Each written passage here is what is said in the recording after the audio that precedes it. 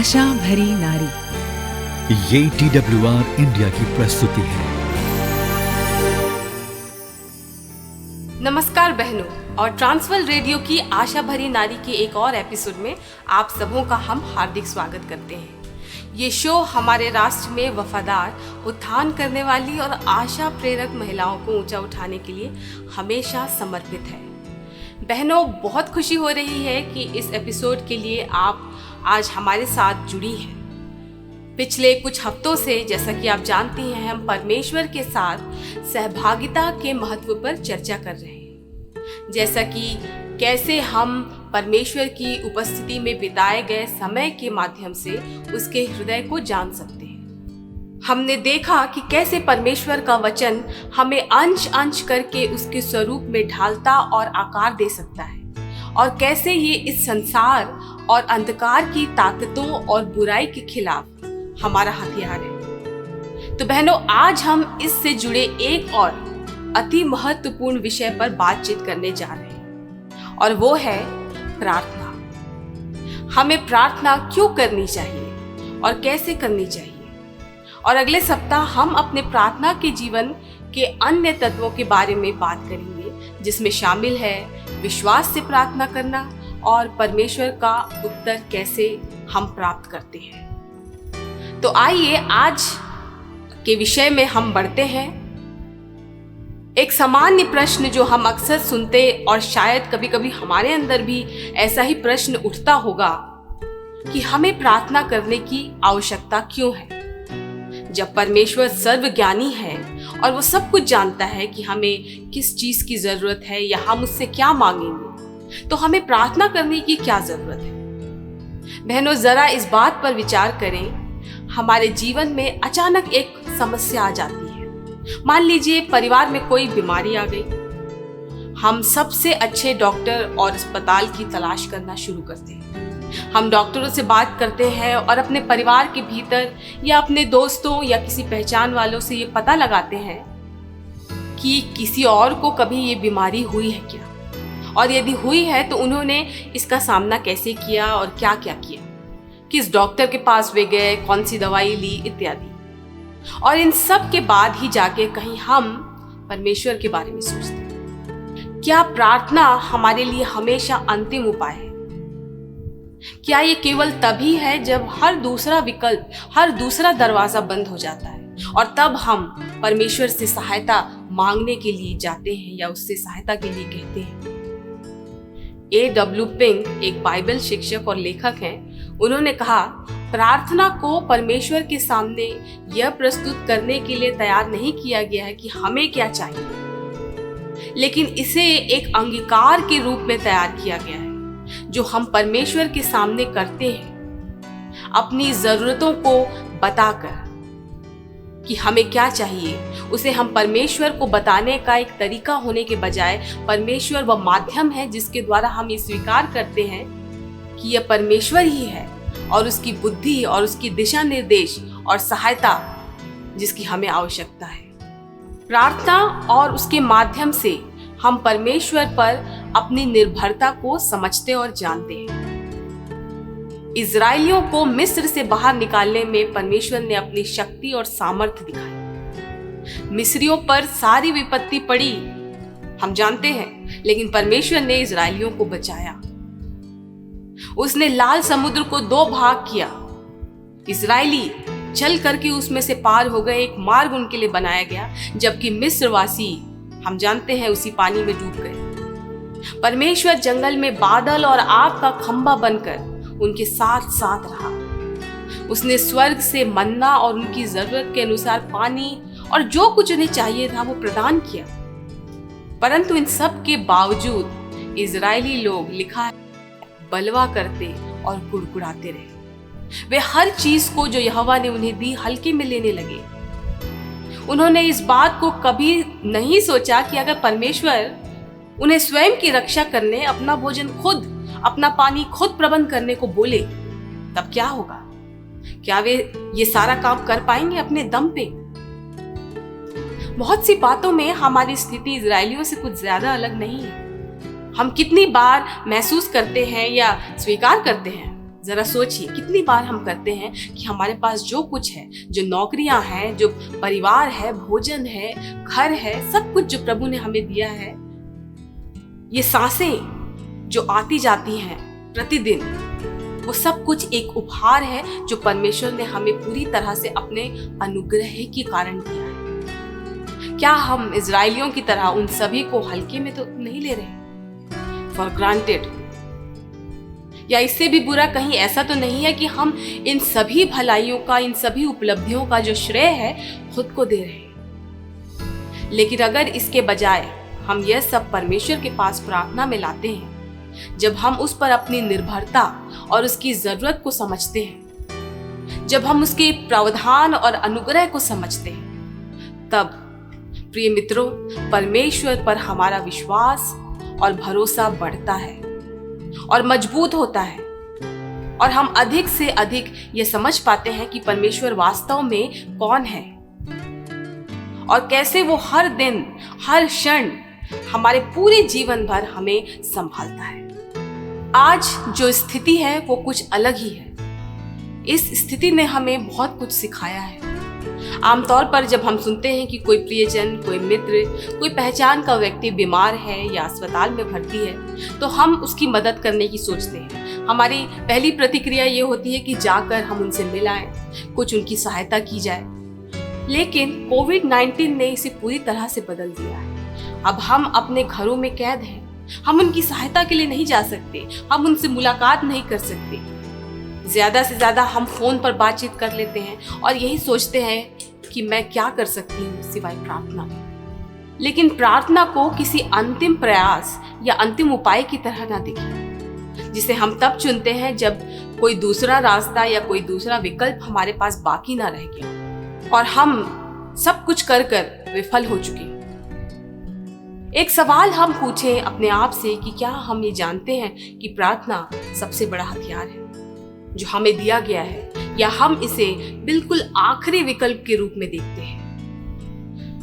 हमने हताश होकर कई बार परमेश्वर के सामने आंसू बहाए हैं और कहा है कि हम शक्तिहीन महसूस करते हैं प्रभु, हम हेल्पलेस हो गए हैं प्रभु।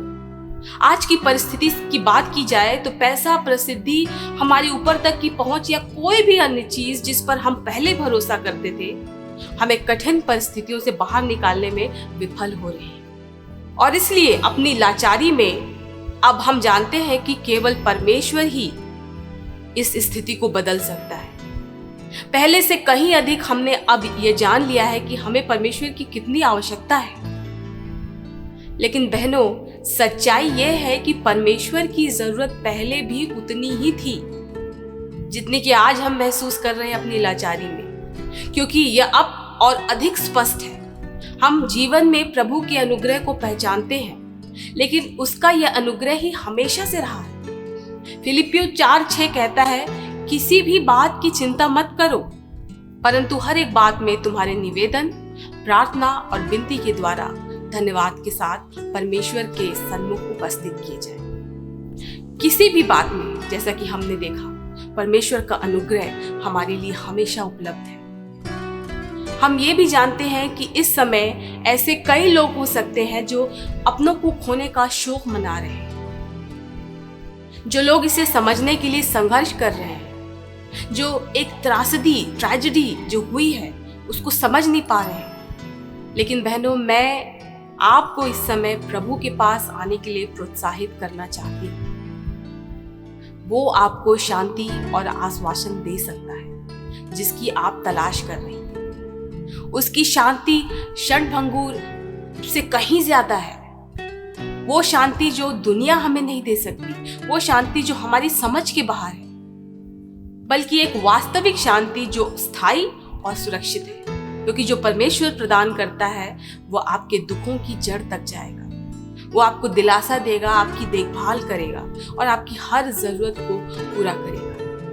ये वो शक्ति और आशा है जिसे हम तब पा सकते हैं बहनों, जब हम प्रार्थना में, जी हाँ, प्रार्थना में प्रभु के पास आते हैं। इस अगले भाग में हम इस बारे में बात करने जा रहे हैं कि हमें कैसे प्रार्थना करनी चाहिए। क्या हम सिर्फ एक दिन अचानक परमेश्वर के पास पहुंच जाएं और प्रार्थना करना आरंभ कर दें? जब कोई मुसीबत आए तब परमेश्वर के पास जाएं। ऐसे में क्या हम ये उम्मीद कर सकते हैं कि वो हमारी प्रार्थना का जवाब देगा? यशाया उसका 59 चैप्टर और पद 2 कहता है, परंतु तुम्हारे अधर्म के कामों ने तुमको परमेश्वर से अलग कर दिया है और तुम्हारे पाप के कारण उसका मुंह तुमसे ऐसा छिपा है कि वह नहीं सुनता। हाँ, हम सभी पापी हैं, यहाँ तक कि वो भी जिन्होंने उसके उद्धार की बुलाहट को सुना और उत्तर भी दिया है। भजन संहिता 66:18 कहता है, यदि मैं मन में अनर्थ बात सोचता तो प्रभु मेरी ना सुनता। हम यहाँ देखते हैं कि इसका संबंध पाप और प्रभु के प्रति हमारे दृष्टिकोण से है। विनम्रता और धार्मिकता के हमारे रूप से परमेश्वर प्रभावित नहीं होते। वह उन सतही दिखावे से जो हम ऊपर ऊपर से करते हैं मूर्ख नहीं बनते, जबकि वो जानते हैं कि हमारे हृदय अभी भी उनसे दूर है। जो लोग सिर्फ प्रभु से कुछ चाहते हैं, उन लोगों की इस क्षणिक ईमानदारी को दिखाने के द्वारा परमेश्वर प्रसन्न नहीं होता। यह विश्वास कि हमारी प्रार्थना सुनी जाती है हमारी ईमानदारी या नम्रता या आवश्यकता से नहीं आ सकती, बल्कि जैसे इब्रानियों 10:19 में कहता है, हमें यीशु के लहू के द्वारा उस नए और जीवते मार्ग से पवित्र स्थान में जो परमेश्वर की उपस्थिति है प्रवेश करने का हियाव हो गया है। जब तक हम यीशु मसीह के व्यक्तित्व और कार्य में विश्वास के माध्यम से परमेश्वर के पास पश्चाताप के साथ नहीं आते, जो अकेले ही उस पाप को दूर कर सकता है जो हमें परमेश्वर से अलग करता है, तब तक हमारी प्रार्थनाओं का उत्तर नहीं दिया जाएगा। बहनों, ये बातें बिल्कुल आंखें खोलने जैसी हैं। हम अक्सर ऐसी बात सुनते नहीं है, अक्सर कम सुनने को मिलती है। हम ये विश्वास करना पसंद करते हैं कि हम अपनी इच्छा के अनुसार जब चाहे प्रभु के चरणों में जैसा चाहे हम जा सकते हैं। हमें जब भी आवश्यकता हो हम जा सकते हैं, और यह कि परमेश्वर सुनेगा और हमें उत्तर देगा, क्योंकि यही हमारे लिए सुविधाजनक है। लेकिन ये सच्चाई से बहुत दूर है। बहनों, क्या आज हमारे जीवन की यही दशा तो नहीं? क्या हम केवल हताशा और आवश्यकता के क्षणों में, जरूरत के टाइम पे प्रभु के पास आते हैं, लेकिन क्या हमारे हृदय उनसे कहीं दूर है? यदि आज आपके जीवन के बारे में ये सच है, तो पश्चाताप के साथ प्रभु के पास आएं और आत्मिक शांति के लिए और परमेश्वर हम पर जो अनुग्रह किया है उसका लाभ उठाने के लिए आएं। ईमानदारी और सच्चाई से यह पहचानते हुए आएं कि हमारा परमेश्वर पवित्र है और ऐसे पाप से घृणा करता है। उस समय का पूर्ण अंगीकार करें जब आपने जानबूझकर उसकी आज्ञा का उल्लंघन किया, और एक बार जब आप ऐसा करते हैं, केवल तब ही से परमेश्वर आपकी प्रार्थना को सुनेगा। ये हमें हमारे अगले बिंदु पर लेकर चलता है कि हमें कैसे प्रार्थना करनी चाहिए। हमें सम्मान और आदर के साथ प्रार्थना करनी चाहिए, क्योंकि इससे कुछ भी कम ब्रह्मांड के सृष्टिकर्ता और शासक के लिए उचित नहीं है। जब यशाया सेराफीम की स्तुति और आराधना का शब्द सुनता है और परमेश्वर की महिमा में प्रवेश करता है, तब सारा स्थान, उसके चौखट, दहलीज थरथरा उठते हैं। हमारे परमेश्वर का प्रताप और महिमा ऐसा ही है, और उस दर्शन पर यशाया को तुरंत अपने पापी और अशुद्ध होने की बात याद आती है। इसी प्रकार पतरस के साथ भी जब उसने यीशु की सामर्थ को देखा और पहचान लिया कि वह कोई साधारण व्यक्ति नहीं था, तो उसने कहा, हे प्रभु, मेरे पास से जा, क्योंकि मैं पापी मनुष्य। ये बात हम लूका 5:8 में पढ़ सकते हैं। और प्रियो, यही प्रतिक्रिया हमारी भी होनी चाहिए जब हम प्रभु की उपस्थिति में आते हैं। लेकिन इसके बावजूद परमेश्वर हमें इस विश्वास में उसके पास आने की अनुमति देता है कि वो हमारी प्रार्थना को सुनेगा। हमें क्या ही विशेष अधिकार दिया गया है बहनों, और परमेश्वर ना करे कि हम इस अनुग्रह के उपहार को जाया करें या इसे तुच्छ जाने। ये बातें हमसे दूर रहे। हम उसके अनुग्रह के उपहार को ना गंवाएं, उसका दुरुपयोग ना करें और उसका बेकार में लाभ उठाने की कोशिश ना करें। परमेश्वर की पवित्रता को ध्यान में रखकर करने वाली प्रार्थनाओं के विषय में एक और बात कि हमारी प्रार्थना ईमानदार होनी चाहिए, ऊपर ऊपर से नहीं या दिखावटी नहीं। मत्ती 6:5 और 8 कहता है, और जब तू प्रार्थना करे तो कपटियों के समान ना हो, क्योंकि लोगों को दिखाने के लिए सभाओं में और सड़कों के मोड़ों पर खड़े होकर प्रार्थना करना उनको अच्छा लगता है। मैं तुमसे सच कहता हूं कि वे अपना प्रतिफल पा चुके। परंतु जब तू प्रार्थना करे तो अपनी कोठरी में जा और द्वार बंद करके अपने पिता से जो गुप्त में है प्रार्थना कर, और तब तेरा पिता जो गुप्त में देखता है तुझे प्रतिफल देगा। प्रार्थना करते समय अन्य जातियों की नाई बक बक ना करो, क्योंकि वे समझते हैं कि उनके बहुत बोलने से उनकी सुनी जाएगी। सो तुम उनकी नाई न बनो, क्योंकि तुम्हारा पिता तुम्हारे मांगने से पहले ही जानता है कि तुम्हारी क्या क्या आवश्यकता है। जब हम प्रार्थना करते हैं तो परमेश्वर ही हमारा एकमात्र दर्शक होता है, चाहे हम अकेले में प्रार्थना कर रहे हो या दूसरे लोगों के साथ प्रार्थना। हमारा सारा ध्यान केवल उसी बात पर और उसी की ओर होना चाहिए, अर्थात परमेश्वर की ओर, और हमें शांत, गंभीर और सच्चे दिल से प्रार्थना करनी चाहिए। और जब हम उसे सच्चे और खुले हृदय से पुकारते हैं तो वो हमें सुनता है। रोमियो 12:12 कहता है, प्रार्थना में नित्य लगे रहो। थिस्सलुनीकियों 5:17 कहता है, निरंतर प्रार्थना में लगे रहो। इफिसियों 6:18 कहता है, और हर समय और हर प्रकार से आत्मा में प्रार्थना और विनती करते रहो। लगातार प्रार्थना करना, जैसे कि इन वचनों में कहा गया है, यह हमें कोई सुझाव नहीं दिया गया है बहनों, बल्कि यहाँ पर ये बातें एक आज्ञा के रूप में है। हमें आश्चर्य हो सकता है कि क्या ये वास्तव में व्यवहारिक है, लेकिन ये पद उस दृष्टिकोण को प्रदर्शित करता है जो प्रार्थना के प्रति हमारा होना चाहिए। परमेश्वर के साथ समय बिताना हमें से प्रत्येक के जीवन में हमारा एक भाग, दैनिक जीवन का एक भाग होना चाहिए।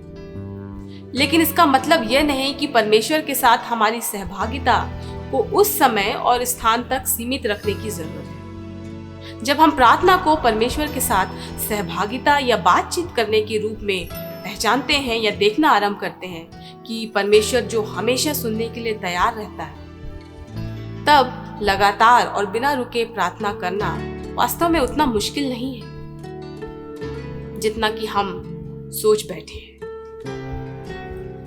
हम कभी कभी यह मान लेने की गलती भी करते हैं कि दूसरों के साथ प्रार्थना करना या किसी एक छोटे समूह में परमेश्वर के लोगों के साथ समय बिताना, सेवकाई में भाग ले लेना, साप्ताहिक आराधना विधि में भाग ले लेना पर्याप्त है। लेकिन ये सभी हर दिन प्रभु के साथ हमारे व्यक्तिगत समय के अतिरिक्त किए जाने वाले कार्य हैं। परमेश्वर के साथ हमारा एक एक समय हमारे मसीही विश्वास की असली नींव बनाता है और हमें इसे हल्के में नहीं लेना चाहिए। बहनों, प्रार्थना को इसलिए नहीं बनाया गया कि हम परमेश्वर के सामने अपनी जरूरतों की झड़ी लगा दें, परंतु इसलिए कि हम उसके समक्ष स्वीकार करें कि खुद परमेश्वर ही हमारी सबसे बड़ी आवश्यकता है। और प्रार्थना कैसे होनी चाहिए, इसका उदाहरण हमारे लिए उस प्रार्थना में है जो यीशु ने हमें सिखाया है। आप सबों को, मुझे मालूम है, ये मुंह ज़बानी याद होगा। हे हमारे पिता, तू जो स्वर्ग में है, तेरा नाम पवित्र माना जाए, तेरा राज्य आए, तेरी इच्छा जैसे स्वर्ग में पूरी होती है वैसे इस पृथ्वी पर पूरी हो। हमारे दिन भर की रोटी आज हमें दे, और जैसे हमने अपने अपराधियों को क्षमा किया वैसे ही हमारे अपराधों को क्षमा कर। हमें परीक्षा में न डाल, परंतु बुराई से बचा। इस प्रार्थना में हमारी भौतिक आवश्यकता के बारे में हम देखते हैं केवल एक ही पंक्ति है।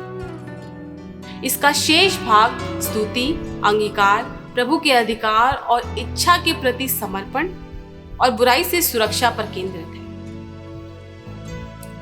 बहनों, आइए इनमें से प्रत्येक को अधिक विस्तार से देखें। आइए सबसे पहले बात करते हैं स्तुति की। स्तुति और धन्यवाद दो ऐसी चीजें हैं जो अक्सर साथ साथ सुनने को मिलती हैं, लेकिन वास्तव में वे दो अलग चीजें हैं। J.I. पैकर एक धर्म विज्ञानी है दोनों के बीच में एक दिलचस्प अंतर बताते हैं। वे कहते हैं धन्यवाद की प्रार्थनाएं कुछ हद तक हम पर केंद्रित होती हैं। हम परमेश्वर को धन्यवाद देते हैं कि हमें और दूसरों को व्यक्तिगत रूप से जो विशेष उपहार या आशीषें परमेश्वर से मिली हैं, हम उसे याद करते हैं और परमेश्वर का धन्यवाद करते हैं। दूसरी ओर स्तुति सीधे परमेश्वर पर केंद्रित होती है। हम उसकी प्रशंसा करते हैं कि वो कौन है और क्या है। स्तुति करने के क्रम में कुछ बातें शामिल की जानी चाहिए, जैसे कि परमेश्वर कौन है, उसकी सामर्थ, उसकी पवित्रता, उसका प्रेम, महिमा, ज्ञान, न्याय और अनुग्रह को पहचानने और समझने के लिए और अधिक प्रयास और ध्यान करने की आवश्यकता है। जैसे जैसे हम इस पर अधिक से अधिक ध्यान लगाए रहते हैं और बढ़ते हैं, वैसे वैसे स्तुति जीवन का एक अंग और प्रतिक्रिया बन जाती है। अंगीकार करना, या जिसे हम कन्फेशन भी कहते हैं, वो है जब हम प्रभु के सामने उन समयों के लिए जब हमने उसके ठहराए हुए मानक पर हम खरे नहीं उतरे, क्षमा मांगते हैं। क्या हम आज उन समयों के लिए प्रभु के सामने अंगीकार करने के लिए तैयार हैं कि हाँ प्रभु, हमने अपना 100% नहीं दिया है, हमने मात्र न्यूनतम कार्य ही किया है? और क्या हम प्रभु से कहेंगे कि वो हमारे अंदर अधिक से अधिक उत्साह और पैशन, प्रोत्साहन डाले? क्या हम उसके लिए अपना बेस्ट देंगे, जिसने हमारे लिए अपना सब कुछ दे दिया? स्वर्ग और वहां की महिमा क्या चीज है, इसका एहसास हम तब करेंगे जब हम अपनी आंखों से देखेंगे, और तब जानेंगे कि उसको छोड़ के यहाँ मनुष्यों के लिए मरने आना कोई छोटी बात नहीं थी। और यह हमें सीधा परमेश्वर की इच्छा के प्रति समर्पण की ओर ले जाता है। और जब पाप के प्रति हमारा रवैया बदलता है, तब हम प्रभु की इच्छा को खोजने और समर्पण करने के लिए इच्छुक होते हैं। अपने पूरे जीवन को उसे समर्पित करने की हमारी इच्छा इस ज्ञान और विश्वास से आती है कि उसने हमारे लिए क्या किया है, या जो भी किया है, जो योजना बना रखी है, वो किसी भी सांसारिक वस्तु से कहीं अधिक, कहीं बेहतर, जिसकी हम कल्पना कर सकते हैं, उससे कहीं ज्यादा है। और अंत में हमें बुराई से सुरक्षा के लिए भी प्रार्थना करने के लिए कहा गया है। शैतान की योजनाओं को पहचानने और उनसे लड़ने के लिए ज्ञान, प्रलोभन से भागने और विरोध करने के लिए ज्ञान, परीक्षाओं में दृढ़ता से खड़े होने के लिए साहस। और जब शैतान हमें डर, संदेह, अपराध बोध और शर्म का ताना मारे, तब परमेश्वर हमें संभाले, उसके लिए हमें प्रार्थना करने को कहा गया है। और अंतिम बात जिसकी चर्चा हम करना चाहते हैं, वो है दूसरों के लिए प्रार्थना करने के बारे में, यानी कि मध्यस्थता की प्रार्थना। विशेष रूप से इस समय के दौरान जब हर जगह दर्द, पीड़ा, मृत्यु और हानि यही सब सुनाई दे रहा है। और इस कठिन समय में मुझे वो खूबसूरत गीत याद आ रहा है। गीत अंग्रेजी में है, मैं उसका अनुवाद आप लोगों के लिए पढ़ूंगी। पिता ऊपर से देख रहा है, वह पृथ्वी पर खोज रहा है। उठेंगे कौन आज और कौन है जो जाएंगे? वे लोग जो जरूरत में साथ निभाएंगे, अपने देश को आज प्रार्थना में उठाएंगे। खड़े होंगे हम अपने राष्ट्र की ओर से, घुटनों पर आएंगे, पुकारेंगे जोर से। जरूरत जो भी होगी उसे पिता तक ले जाएंगे, जिम्मेदारी अपनी समझेंगे, देश को प्रार्थना में उठाएंगे। अंधकार की वो शक्तियां जो उठ खड़ी हुई, प्रार्थनाओं के बल से होंगी प्रबल नहीं। कभी नहीं रुकेंगी ये मध्यस्थता की प्रार्थना, अपनी मातृभूमि के लिए करेंगे हम याचना। जुनून और उत्साह लिए दिल में आज हम उठेंगे, बढ़ेंगे, करेंगे हम प्रार्थना। प्रभु उन लोगों की तलाश कर रहे हैं जो अपने स्वयं के आराम और शांति को छोड़कर, अपने कंफर्ट को छोड़कर, और इस राष्ट्र पर न केवल इस महामारी से बचाने के लिए, बल्कि राष्ट्र के लोगों के उद्धार के लिए, उसकी दया के लिए याचना करेंगे। पिछले 1.5 साल में हमने शायद इस पद को कई 100 बार पढ़ा होगा, सुना होगा। कि ये परमेश्वर का वादा है। दूसरा इतिहास 7:14, तब यदि मेरी प्रजा के लोग जो मेरे कहलाते हैं दीन होकर प्रार्थना करें और मेरे दर्शन की खोजी होकर अपनी बुरी चाल से फिरे, तो मैं स्वर्ग में से सुनकर उनका पाप क्षमा करूंगा और उनके देश को ज्यों का त्यों कर दूंगा। इस महामारी का प्रभाव आने वाले काफी समय तक बना रहने वाला है। भले ही परमेश्वर के अनुग्रह से हम और हमारे परिवार को तबाह होने से बचा लिया गया है, लेकिन ये परमेश्वर की बुलाहट है कि हम अर्थात उसके लोग, उसकी देह आत्म केंद्रित ना होकर जो पीड़ित हैं उन लोगों तक पहुंचे और उनके लिए आशा का प्रकाश बने, एक स्तंभ बने, अपने घुटनों पर आए और उन लोगों के आराम और शांति के लिए प्रार्थना करें जिन्होंने अपने प्रियजनों को खो दिया है। कितनों ने अपने परिवार में कमाने वालों को खो दिया है। एक ही व्यक्ति था जो घर के लिए कमा रहा था और वो अब नहीं है। हम समझ सकते हैं कि उन लोगों पर वित्तीय संकट आ गया है और उन लोगों के लिए भी जो अभी भी बीमार और पीड़ित हैं, हमें प्रार्थना करना है। और जब हम प्रार्थना करते हैं, जब हम उसके चेहरे को ढूंढते हैं और अपने बुरे मार्गों से फिरते हैं, तो प्रभु हमारे पापों को क्षमा करने और इस टूटे हुए राष्ट्र को चंगा करने का वादा करता है। प्रार्थना में सब कुछ प्रभु के पास ले जाने के बारे में हम आपको एक बहुत ही सुंदर गीत सुनाना चाहते हैं। गीत के बोल हैं, यीशु क्या ही प्यारा मित्र है पाप और दुख उठाने को। ये गीत आप सबों के लिए हम सुनाने जा रहे हैं।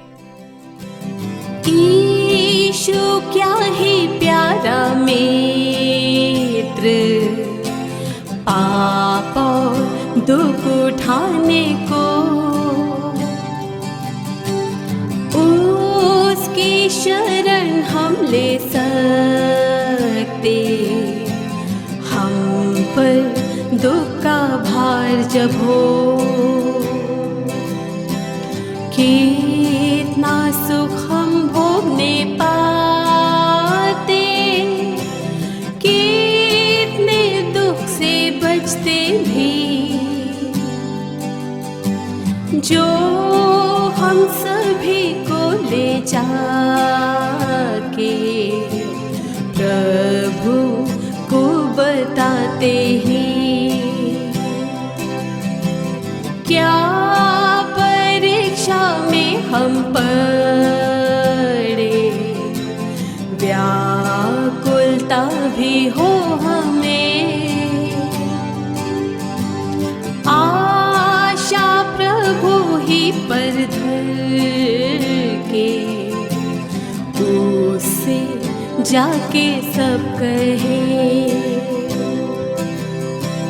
सच्चा मित्र ऐसा कौन है जो संभाले दुखों में, सारी निर्बलता वो जानता, उससे जाके सब कहे। क्या हम दबते भारी बोझ से, बल भी जाता सब रहा, प्यारा प्रभु है सहारा, उससे जाके सब कहे। क्या अनाथ और मित्रहीन है, उससे जाके सब कहे। अपनी गोद में वो उठा के शांति देवेगा हमें।